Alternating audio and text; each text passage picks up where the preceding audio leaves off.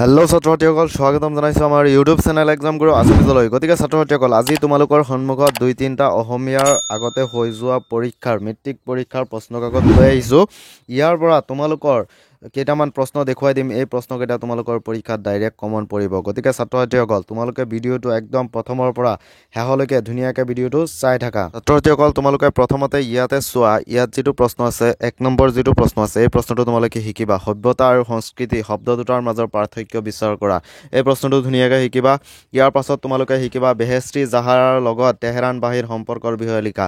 এইটো এটা ইম্পৰ্টেণ্ট প্ৰশ্ন তোমালোকৰ মেট্ৰিক ফাইনেল 2024ৰ বাবে।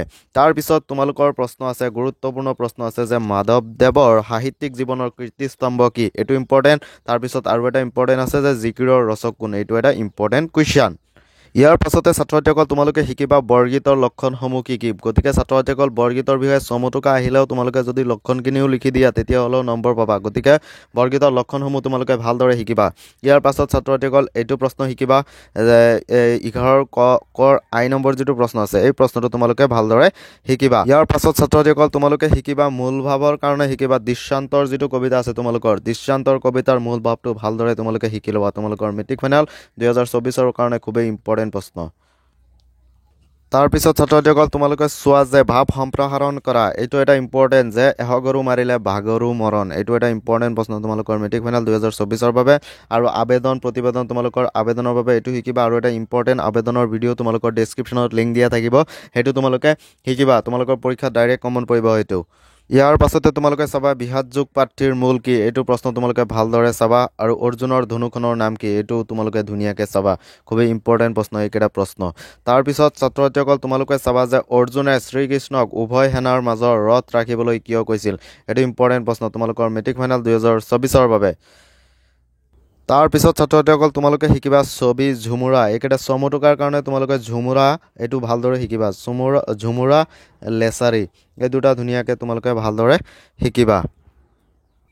ইয়াৰ পাছত ছাত্ৰ-ছাত্ৰীসকল তোমালোকৰ কাৰণে আৰু এটা প্ৰশ্ন আছে 5 মাৰ্কছৰ। তোমালোকে এইটো প্ৰশ্ন তোমালোকে চোৱা যে ভাৰতীয় সংস্কৃতি এক বিৰাট সমন্বয়ৰ বস্তু, এই কথাষাৰৰ তাৎপৰ্য বুজাই লিখা, এইটো ইম্পৰ্টেণ্ট প্ৰশ্ন তোমালোকৰ মেট্ৰিক ফাইনেল 2024ৰ বাবে। ইয়াৰ পাছত তোমালোকে চাবা যে মুমিন শব্দৰ অৰ্থ কি, এইটো চাবা। তাৰপিছত তোমালোকে চাবা ইয়াৰ নৰ যিটো খ নম্বৰ প্ৰশ্ন আছে এই খ নম্বৰ প্ৰশ্নটো ধুনীয়াকৈ চাবা। তাৰপিছত তোমালোকে শিকিবা যে আজান আৰু ব্ৰজৱলী ভাষা এই দুয়োটাৰ বিষয়ে তোমালোকে ভালদৰে চমুটোকা শিকিবা। তাৰপিছত তোমালোকে শিকিবা প্ৰসংগ সংগতি দৰ্শাই ব্যাখ্যা কৰা যিটো আছে এইটোৰ পৰা তোমালোকে চাবা পানী মৰে পিয়াসত অগ্নি মৰে জাৰত ক্ষুধা ৰচুল লুকাই আছে মুমিনৰ আঁৰত, এইটো খুবেই ইম্পৰ্টেণ্ট তোমালোকৰ মেট্ৰিক ফাইনেল 2024ৰ বাবে। তোমালোকে চাবা এই ক নম্বৰ প্ৰশ্নটো যে তোমাৰ পাঠ্যপুথিৰ অন্তৰ্গত বৰগীতটিত কবিয়ে বান্ধৱ বুলি কাক সম্বোধন কৰিছে, এই প্ৰশ্নটো তোমালোকে ভালদৰে শিকিবা। তাৰপিছত ইয়াৰ লগতে তোমালোকে চাবা যে যিটো ক নম্বৰ 6ৰ যিটো ক নম্বৰ প্ৰশ্ন আছে যে মাধৱদেৱৰ ৰচনাসমূহ কেইটা ভাগত ভাগ কৰিব পাৰি, ভাগকেইটাৰ নাম লিখা, এই প্ৰশ্নটো তোমালোকে ভালদৰে শিকিবা। ইয়াৰ পাছত তোমালোকে 7 নম্বৰৰ যিটো খ নম্বৰ প্ৰশ্ন আছে এই খ নম্বৰ প্ৰশ্নটো ধুনীয়াকৈ তোমালোকে শিকিবা। আৰু দৃশ্যান্তৰ কবিতাটোৰ মূল ভাৱ তোমালোকে আকৌ এবাৰ কৈ আছোঁ যে দৃশ্যান্তৰ কবিতাটোৰ মূল ভাৱটো তোমালোকে ভালদৰে শিকিবা। ইম্পৰ্টেণ্ট প্ৰশ্নটো হ'ল যে 13ৰ যিটো আই নম্বৰ প্ৰশ্ন আছে খনখনন্দ যোগী যাহাকো ধ্যাই, এইটো তোমালোকে ভালদৰে এই প্ৰশ্নটো তোমালোকে ধুনীয়াকৈ শিকিবা। তোমালোকৰ মেট্ৰিক ফাইনেল 2024ৰ কাৰণে খুবেই ইম্পৰ্টেণ্ট প্ৰশ্ন। তাৰপিছত তোমালোকে এই ঘ নম্বৰ প্ৰশ্নটো চাবা।